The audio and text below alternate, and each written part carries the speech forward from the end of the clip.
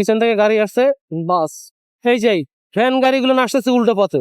ধরেন আমি যদি একটু বেখেয়াল থাকতাম তখন এই গাড়িটা লাগিয়ে যেত। পিছনে আবার দুইটা গাড়ি ওভারটেক করতেছে, একটা হচ্ছে দোলা আর একটা হচ্ছে লোকাল গাড়ি, ওই চাপ বামে নামবো। 90+ পুলিশ থাকতে পারে যে কোনো সময়। নামার ওপারের রোডটার চেয়ে এপারের রোডটা আমার কাছে আরো আকর্ষণীয়, আরো সুন্দর লাগে।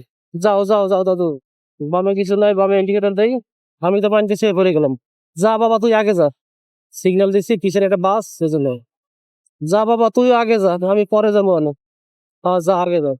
ও যাবি না আরে, তুই তো আগে যাবি না, তো আমি আগে যাবো। যা তো করে সাইড দিলাম, এখন তোরা যা।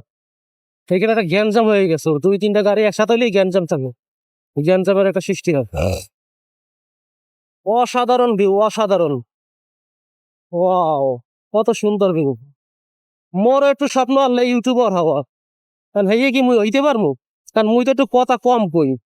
ইউটিউবার হইতে গেলে তো কথা বেশি কওয়া লাগে, সারাদিন খালি বক বক বক বক করতেই হইতে পারে। এই বক বক তো মুই হরতে পারি না।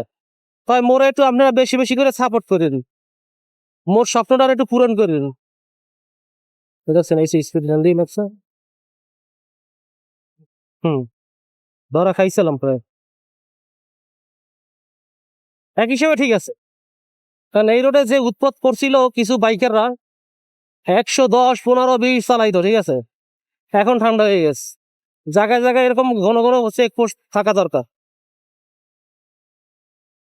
তবে চেকপোস্টটা প্রতিদিন এক জায়গায় না থাকিয়া এক এক দিন এক এক জায়গায় থাকা বেস্ট।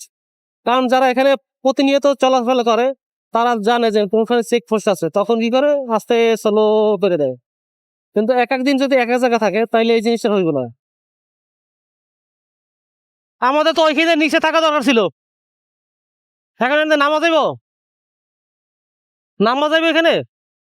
এই মসজিদে আমরা আজকে নামাজ পড়বো।